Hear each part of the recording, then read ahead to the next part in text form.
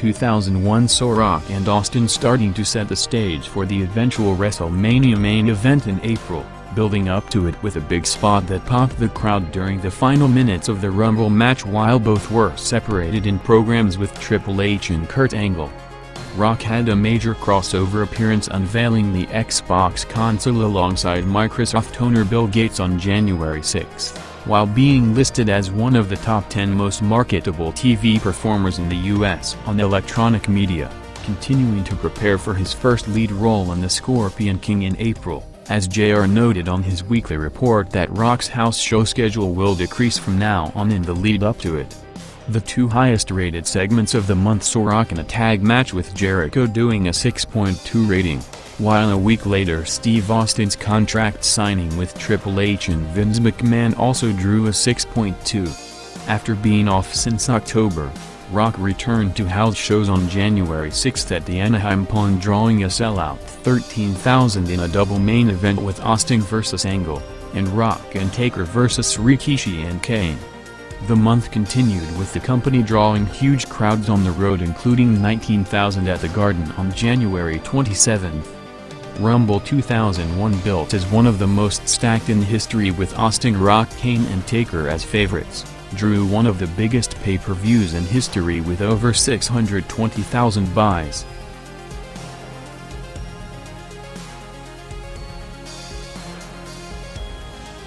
After months of massive hype generated for the league, the XFL debuted on NBC on February 2 with a broadcast from Las Vegas, starting with Rock cutting a promo to hype the league, while during the game Austin and Undertaker were also featured in separate promos, as the debut game ended up drawing a huge 9.5 rating with 17 share, the most watched show on television on the night for any genre, with the WWF Young Adult demo rating NBC's highest on a Saturday night in 11 years. The biggest number of the month came on February 5 from the Georgia Dome, with the main event tag of Rock and Angle against Austin and Hunter drawing a 5.7 rating, with the four-way feud culminating in a big double main event at No Way Out with the over 5 months blow-off matches of both the Rock vs. Angle title feud and Austin Triple H car driver program, drawing one of the biggest pay-per-views of all time with around 600,000 buys. A day later, Rock opened Raw, confronted by Austin to officially start the road to the most anticipated match of the boom period at WrestleMania 17. WrestleMania coming up, WrestleMania X7. Rock and Stone Cold, of course, will go at the championship in WrestleMania 17 in a pay-per-view match April 1st. Stone Cold Steve Austin will go against The Rock in WrestleMania, and these things are huge. I mean, this pay-per-view is...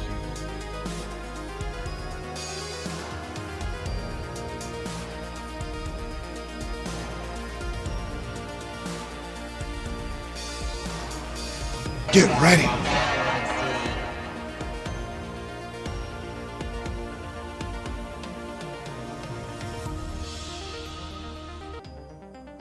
March 2001 was an historically significant month for the industry above anything else, with McMahon's purchase of WCW and the end of the Monday Night Wars, with the company symbolically putting the Rock vs. Austin hype video package, which was airing on TV all month, as the final segment ever on the Nitro broadcast on TNT at around 10 p.m. on Monday, March 26. With Rock off house shows for the month due to commitments to the movie production, Austin headlined on the road with Triple H, as well as 6-man tag matches with Taker and Kane.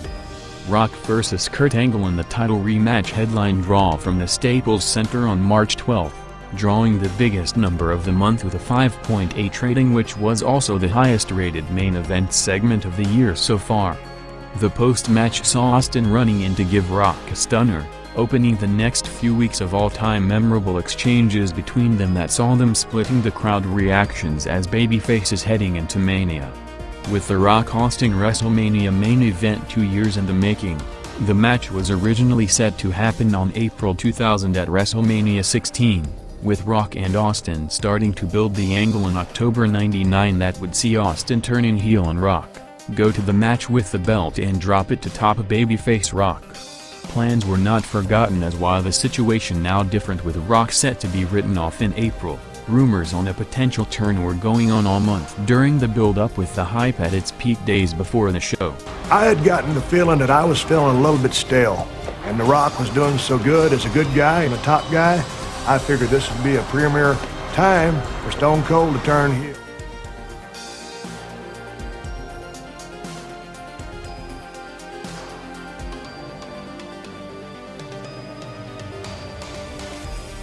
The company put on arguably the greatest pay-per-view in history at WrestleMania 17, culminating perfectly in the main event with the top two performers in the business putting on arguably the greatest match of all time, while on the business side the show shattered every record in history with pay-per-view buys, gate, merchandise etc. all setting records, ending with the talked-about Austin heel turn to join forces with Vince McMahon.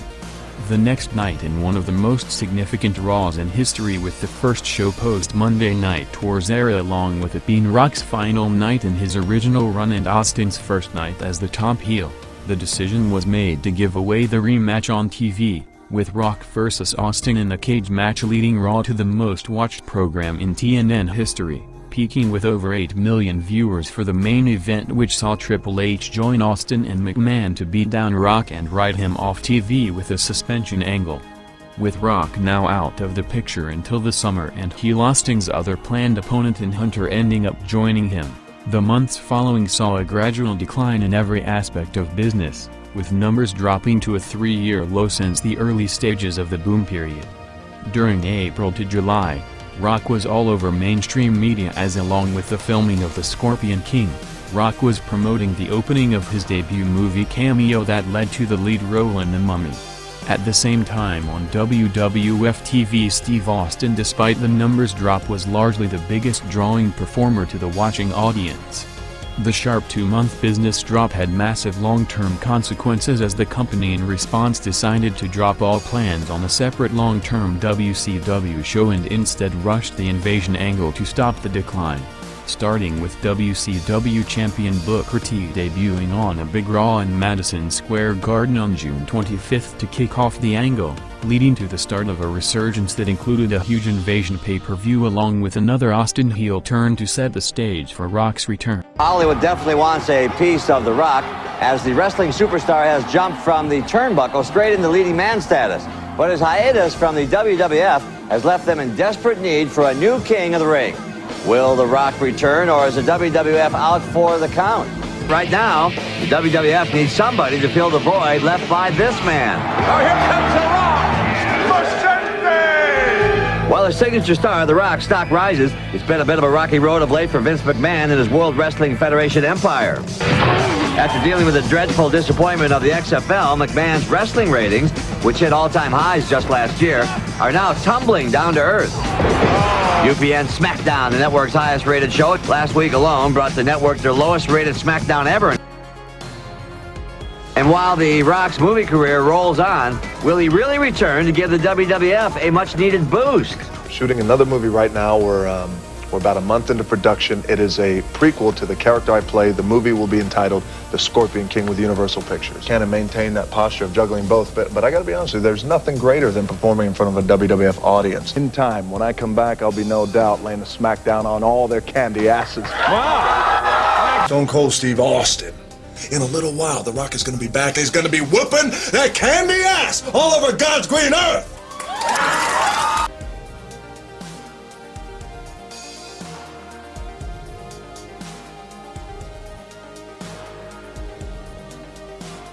With interest starting to pick back up with the invasion storyline, the turnaround was set to be completed on July 30th in one of the biggest shows of the year for Rock's TV return.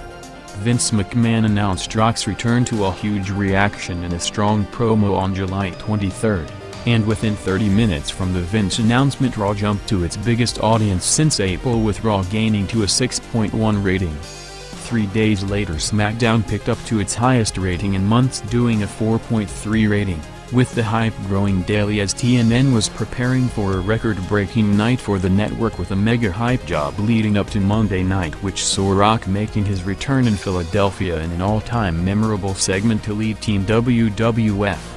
A day after the show, TNN sent out a press release with the broadcast shattering every record in network history.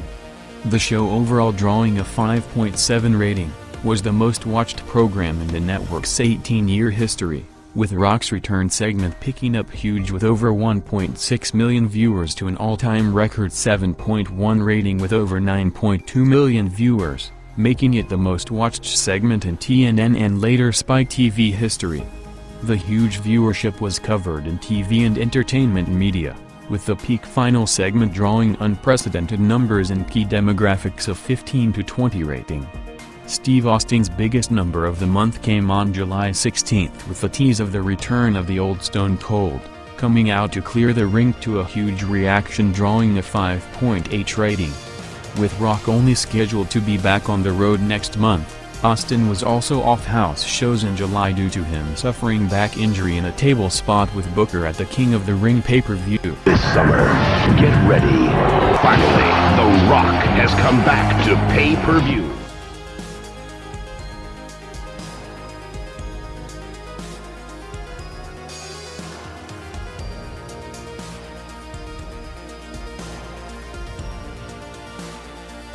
With cable companies building the SummerSlam advertising as Rock's return to pay-per-view in various commercials over the last month. Even before his TV return, the company set up the direction for the next few months by delaying the Rock vs. Austin pay-per-view rematch and instead having each one of them facing Kurt Angle and Booker T in the two main events for SummerSlam, as the pay-per-view ended up one of the biggest SummerSlams in history with over 570,000 buys. The momentum from Rock's return was rolling during the week as SmackDown on August 2nd jumped big to its highest rating since January, which saw Rock and Booker having their first confrontation to build up the match while looking to capitalize on the special interest setting up Rock vs. Shane in a street fight for Raw, with the match drawing a big 6.3 rating, the highest rated match on Raw since Rock's last match on the show on April 2nd. Rock made his house show return on August 5th at San Diego in a match against Rhino, which was originally set to be against Booker, who was out with calf injury in the SummerSlam warm-up, which was also Rock's only house show in the month. Austin also made his return on the same show, teaming with Kanyon against Angle and Kane, while working 4 more shows against Angle during the month. With Rock and Austin now both full-time on TV in separate programs, Rock peaked 3 out of the 4 shows in August for the match with Shane, a segment with Jericho, Booker and Stephanie, and a match with Rhino, while Austin's biggest number of the month came a day after SummerSlam in the main event segment built as Austin Appreciation Night, which saw Kurt Angle coming out on a milk truck drawing a 5.9 rating. What do you get for wrestling, though? I mean, The Rock's the number one guy. Is there the same, kind of money? And Yeah, do you ever go to like Stone Cold Steve Austin and say, hey, buddy, what are you making? Because here's what I'm making. Or do you guys just keep quiet about it? No, not necessarily. Yeah, pretty much keep quiet, especially with Steve. We got a pretty good understanding with, because he kind of parallels the same time, success-wise.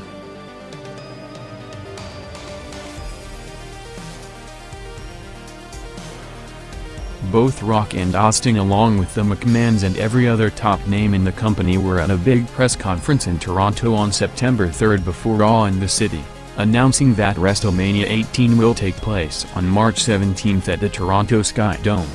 Following Raw, Rock was on a media tour with appearances on several shows including Conan and Howard Stern, with Stern bringing up Rock's record movie contract of over $5 million for an actor in his first role, as well as the pay structure in the WWF as compared with other top stars. One of the biggest non-televised events of the year took place on September 8th at the American Airlines Arena in Dallas, Texas, headlined by Rock vs. Austin, promoted as the first ever WWF and WCW World Title Unification match, drawing over 15,000 people. Austin and Rock drew close to the same rating in their segments during the month, with them double headlining the Unforgiven pay-per-view against Angle, Booker and Shane. The WWF, like everything else, was impacted on September 11, 2001, with the company especially feeling the effects of ticket selling, with people more reluctant under the circumstances. The September 13th SmackDown, which was the first major event after it and one of the unique shows in history, saw the company giving the live crowd an unadvertised special attraction, as after the TV broadcast went off the air, Steve Austin came out to issue an open challenge which brought out Rock. going around 20 minutes to send the crowd off.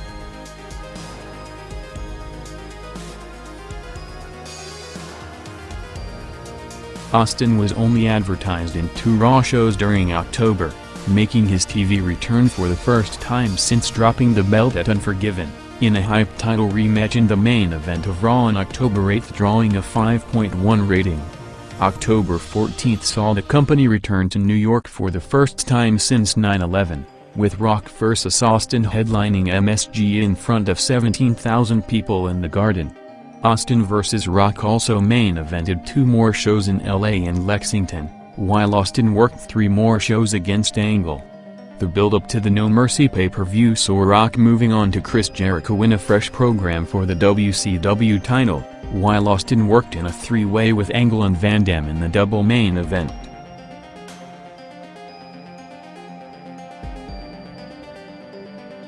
With Rock and Austin headlining house shows against each other for the first time since their '99 program, their post-match routine became as big of an attraction as the match itself.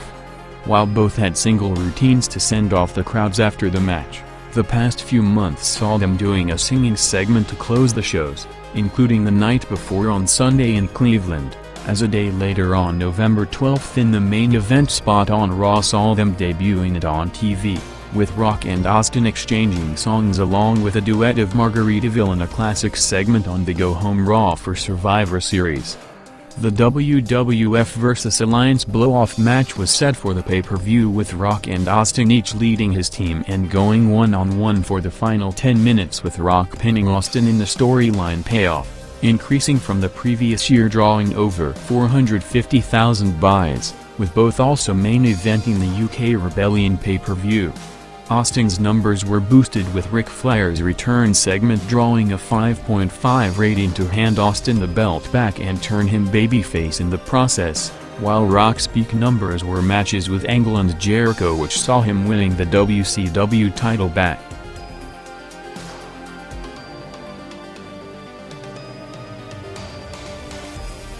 Vengeance was built as the night the first undisputed champion in history will be crowned, with the expected direction all pointing to the company finally delivering the Rock vs. Austin pay-per-view rematch. The result was the most unlikely scenario as despite a mega-elevating job from Rock by putting him over big in the highest-profile program of his career including on the night, the 4th favorite Chris Jericho won the title to signal that the direction for Rock and Austin heading into WrestleMania will take an unexpected turn in a higher-profile program. On TV The Rock, Vince McMahon and Trish Angle largely dominated with their segments drawing the peak numbers on both Raw and SmackDown, building up to a memorable segment on SmackDown in Chicago which saw the live crowd erupting and included the return of Rikishi. Austin moved into a program with the returning Booker with them also having several creative location skits including a memorable supermarket brawl. Entering December with the company loaded with star power along with the addition of Flair and potential game-changers like Goldberg, Hogan, Outsiders, Sting etc. still to come, talks of separating the brands to recreate the competitive environment of the Monday Night Wars were getting stronger by the weekend at one point scheduled for the first Raw of 2002 in the Garden, with the plan being of Rock and Austin each leading a brand as the top babyfaces, with the landscape of the business about to look completely different in 2002.